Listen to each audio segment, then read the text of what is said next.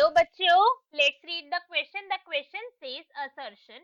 In the energy conserving phase of glycolysis, the conversion of BPGA to PGA is catalyzed by phosphoglycerate kinase. Reason, in the energy spending phase of glycolysis, the hexose are phosphorylated. So question solve करते हैं हम. सबसे पहले हम question को solve करने का की कॉन्सेप्ट देखेंगे. की कंसेप्ट क्या है हमारे क्वेश्चन को सॉल्व करने का कि हमें ग्लाइकोलिसिस के बारे में पता होना चाहिए. ग्लाइकोलिसिस ग्लाइकोलिसिस क्या है? ग्लाइकोलिसिस हमारा ग्लाइकोजन का हाइड्रोलिसिस होता है जिसके अंदर जो हमारा पायरुवेट है, जो हमारा ग्लाइकोस है, इनमें से अगर हम कहें जो हमारा ग्लूकोस है वो कन्वर्ट हो जाता है किसके अंदर? पायरुवेट के अंदर. पायरुवेट के अंदर इसका कन्वर्जन हो जाता है. इसी को हम ग्लाइकोलिसिस कहते हैं. ग्लाइकोलिसिस है इसके अंदर टू फेजेस होते हैं. मेनली इसके अंदर टू फेज है. एक होता है यहाँ पे कंजर्विंग फेज. कंजर्विंग फेज, इस फेज में क्या हो रहा है? एनर्जी हमारी सेफ होगी. Conserving phase. और एक होता है energy spending phase. Energy spending phase. Two types के फेज है इसके अंदर. अब जो फेजेस है ये किस बेसिस पर इनको डिवाइड करा गया? इस बेसिस पर कि कौन से फेज के अंदर एनर्जी का रिलीज होगा. कंजर्विंग फेज के अंदर एनर्जी हमें जो एनर्जी हमें ऑब्टेन होगी, energy will be released.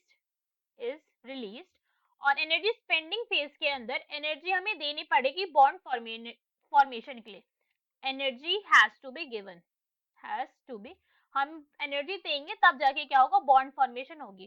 So now let's see the diagram of glycolysis. कैसे हमारे ग्लाइकोलिसिस का पाथवे है, ग्लाइकोलिसिस कैसे होती है. सो इसमें अगर हम देखें from first step to fifth step, up to fifth step क्या है? ये हमारी एनर्जी रिक्वायरिंग स्टेप है. एनर्जी रिक्वायरिंग, यहाँ पे हमें क्या होता है? एनर्जी हमें प्रोवाइड करवानी पड़ती है ताकि जो हमारा पाथवे है वो कंप्लीट हो. फिर सिक्स स्टेप से लेकर जो 10 स्टेप है ये एनर्जी रिलीजिंग स्टेप्स होते हैं.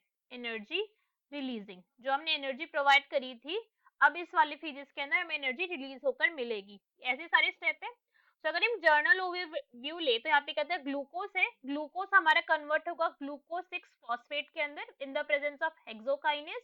फिर फ्रक्टोज 6 फॉस्फेट के अंदर, then fructose 1,6 biphosphate, then dihydroxy acetone phosphate. दो यहाँ पे आइसोमर्स बनते हैं फ्रक्टोज 1,6 के. एक होता है dihydroxy acetone phosphate and glycerol 3 phosphate. Glycerol 3 phosphate जो हमारा फिर हमारा कन्वर्ट होता है किसके अंदर? 1,3 बिस फॉस्फोग्लिसरेट. इसे हम क्या कहते हैं? बीपीजीए. बीपीजीए कहते हैं हम इसे. और फिर ये कन्वर्ट होता है किसके अंदर? 3 फॉस्फोग्लिसरेट. इसे हम कहते हैं पीजीए. और ये कन्वर्ट किसकी मदद से हो रहा है? ये हो रहा है फॉस्फोग्लिसरेट काइनेज की वजह से. देन 3 फॉस्फोग्लिसरेट है जो हमारा वो 2 फॉस्फोग्लिसरेट के अंदर कन्वर्ट हुआ. देन पेप फॉर्मेशन हुए, फॉस्फोइनॉल पायरुवेट, और लास्ट में हमें हमारा फाइनल प्रोडक्ट में पायरुवेट. असर्शन और रीजन रीड करें तो हमें असर्शन के अंदर क्या गिवन है?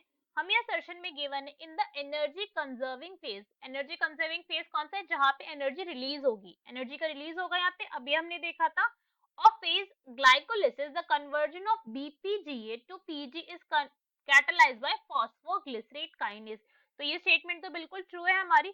अभी हमने देखा था ऐसा ही हो रहा था हमारे रिएक्शन के अंदर. इफ वी सी दैट जो BPGA है वो PGA के अंदर कन्वर्ट हो रहा है इन the presence of phosphoglycerate kinase. तो ये स्टेटमेंट तो बिल्कुल ट्रू है, right.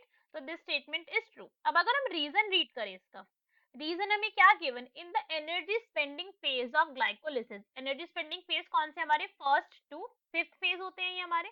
The hexose are phosphorylated. Hexose क्या है यहाँ पे हमारा? अगर हम हेक्सोस की बात करें तो शुगर ही है हेक्सोस.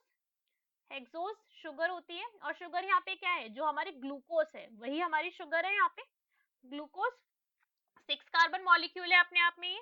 सो अगर हम ये देखें, सो नाउ लेट्स सी हमारा एनर्जी स्पेंडिंग फेज यही वाला है फर्स्ट टू फिफ्थ. इसमें हमने क्या करा? ग्लूकोज है जो हमारा, ग्लूकोज को हमने फॉस्फोराइलेट करा है with the help of hexokinase. यहाँ पे फॉस्फेट ऐड हो गया, ये रहा ग्लूकोज के ऊपर फॉस्फेट ऐड हुआ है. तो ये स्टेटमेंट कैसी है? ये भी बिल्कुल ट्रू है. ऐसा ही हुआ है हमारा. So our reason is also true. But ये रीजन हमारा जो असर्शन है उसका करेक्ट एक्सप्लेनेशन नहीं है. करेक्ट के अंदर फॉस्फोग्लिसरेट काइनेज ने कैसे उसको कन्वर्ट करा. तो हम क्या कह सकते हैं कि हमारे असर्शन एंड रीजन ट्रू है बट जो हमारा जो रीजन है वो हमारे असर्शन को करेक्टली एक्सप्लेन नहीं कर रहा है. So our option number B, both assertion and reason are true but reason is not the correct explanation of assertion is our correct answer. Hope you understood it well. Best of luck. Thank you.